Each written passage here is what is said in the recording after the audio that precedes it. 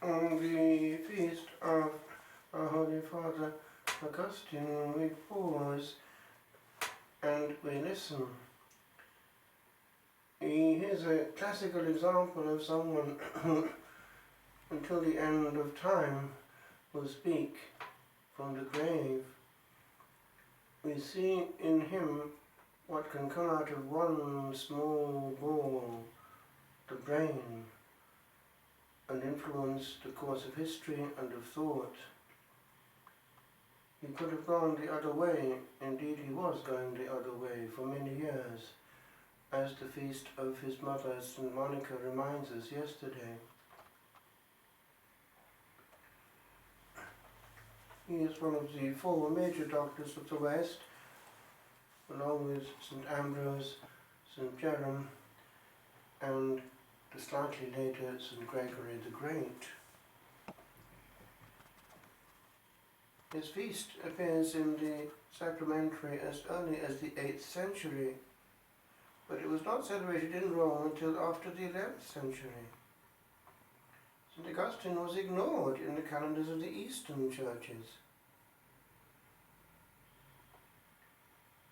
However, they are aware of his importance. He was born at Tagaste, it's now Algeria, on the 13th of November, 1354. He studied the pagan classics, which gave him excellent Latin, but rejected the scriptures, considering them too demanding and uncultured. In 371 he moved to Carthage. Carthage was also of Latin culture when it came to literature, as we see from Tertullian and Cyprian, for instance. There, alas, he accepted the Manichaean teachings of a double principle, one of good and other of evil.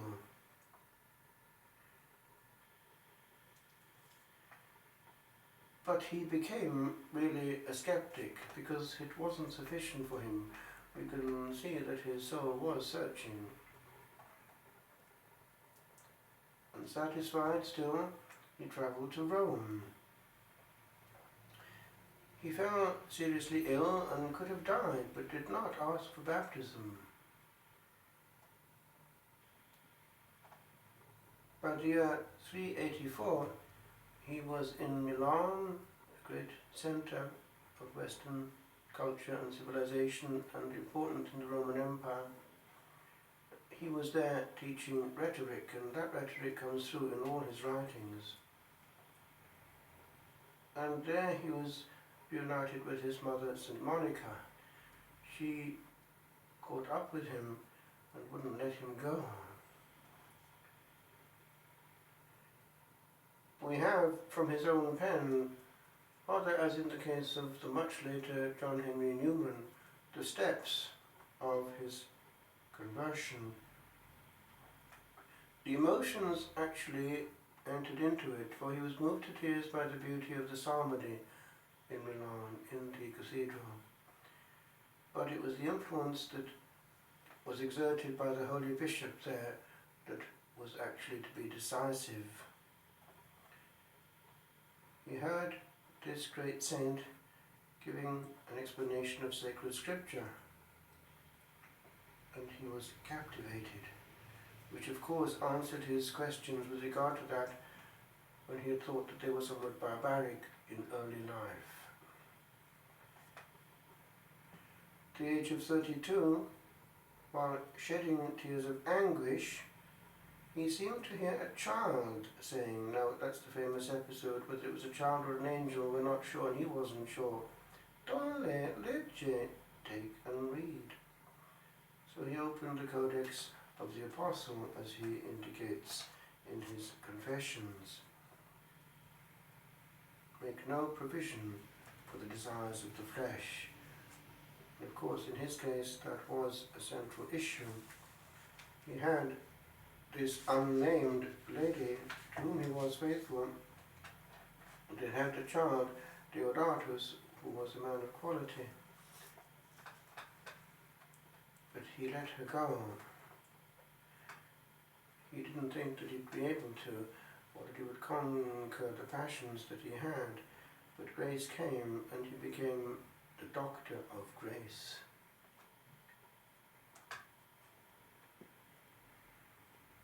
So he communicated what was happening to his mother and made the necessary preparations and was baptized by St. Ambrose. He then went into seclusion, where he composed some works against the teaching of the Manichaeans. His mother died at Ostia,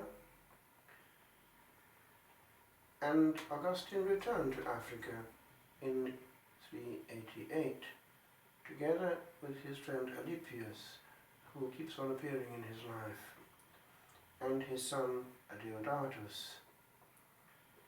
He died at the age of 19. He had already, at Monica's insistence, sent away the unnamed lady.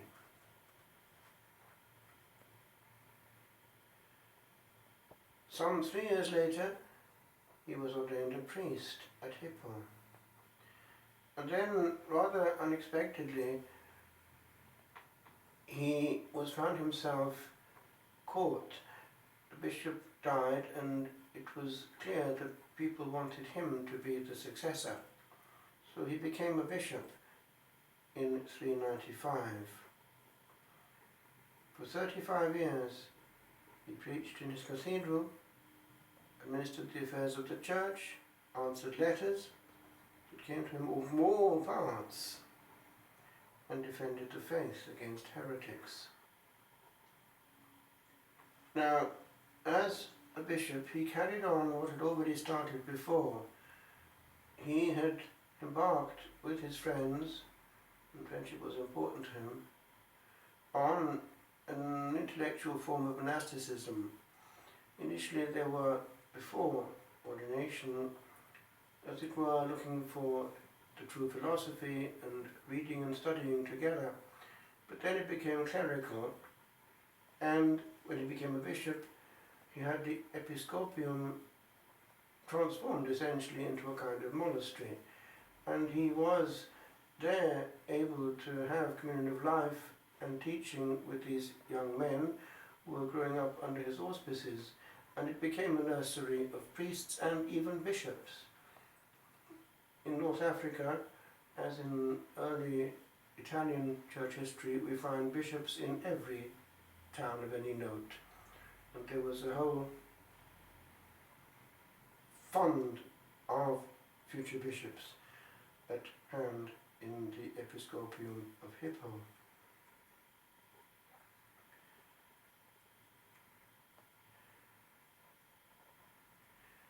He is an expert on grace, on the Blessed Trinity, and on the whole defense of Christianity against the association of it with the success on the political level, because everything was crumbling around him. De Civitate Dei, concerning the city of God, indicates how he understood the true nature of the church.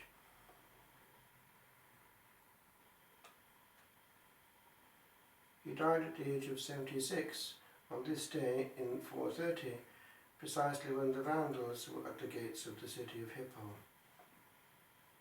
St. Bede states that his body was transferred to Sardinia to protect it from these Vandals.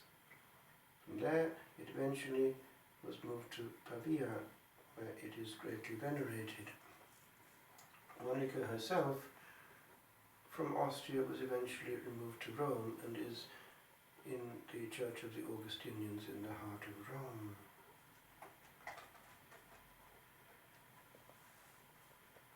Late have I loved you, O beauty ever ancient, ever new. Late have I loved you. His writings are beautiful, and we have the cadence and the rhetoric coming through. Everything is perfectly balanced, and every phrase is carefully chiseled. Some of it is lost in translation. The original is extremely powerful, and we recognize immediately authors like Augustine in the style, even if the name is not easily attached to it. He knew the importance of living the Acts of the Apostles and the New Commandment.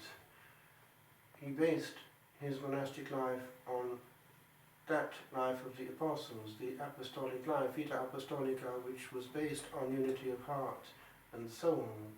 Everything was shared. He himself could not live without friends, without friendship. The amicizia was important to him, and he did insist on the quality of community life.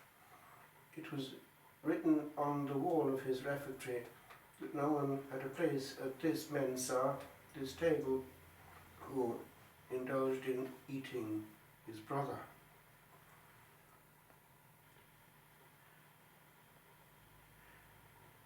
And that extended to the Christian life around him. He defended unity at all costs, interpreting the Gospel of St. John with that thrust. Living as he did, and there were factions in the church, he tried precisely to promote unity. This was a constant theme in many of his writings. Let us love God as Father, and the church as Mother. He did encourage frequent communion and has a whole teaching about the centrality of the Eucharist. We see therefore how already from the beginning it was interpreted as we do. The Blessed Sacrament was understood exactly as we understand it. And also the sacrificial nature of the Holy Mass was coming through. Remember how his mother had just made this last request before petering out, that they would remember her at the altar.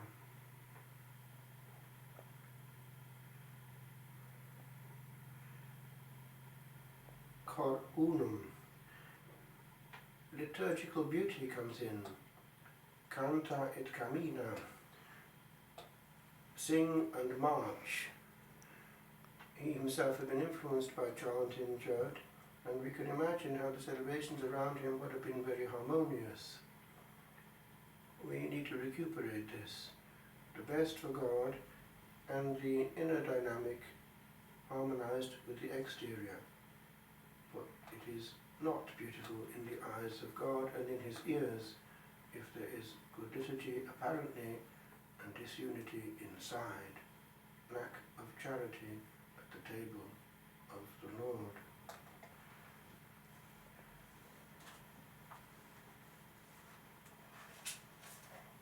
Towards the end of his life, he was so aware of the importance of transmitting the truth, and only the truth, that he went through all his writings and was very attentive to the slightest word that might be in them that could be misinterpreted, which explains why he wrote the retractationes, the retractions of anything which wasn't correctly put. Such precision is worthy of note. The rule that he wrote has influenced thousands and thousands of consecrated souls. In 1215, the Fourth Lateran Council forbade any more rules being written and taken on board as fundamental rules. All new congregations had to take either the rule of St. Albert, the rule of St. Augustine, the rule of St. Benedict, or the rule of St. Francis as the basis for their own constitutions.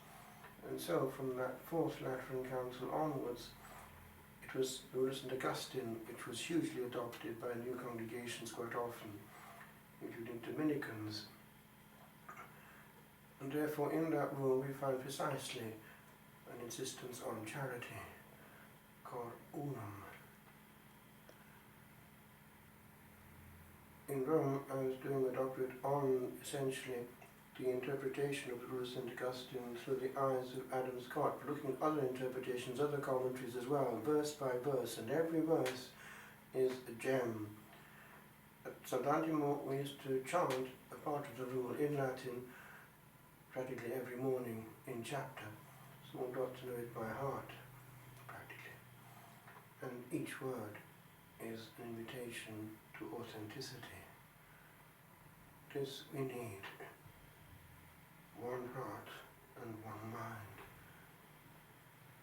Otherwise, we're not doing the will of God, but that of man in the house of God.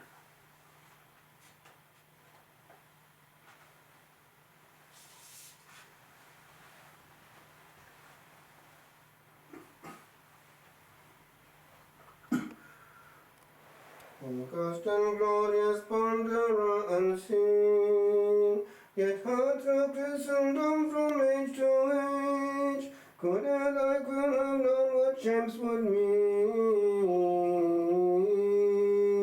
what strength of voice it left upon the page.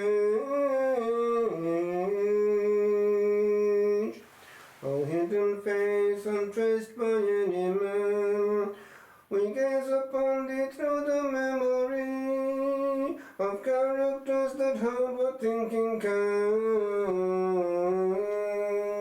pass through the veins of copied history.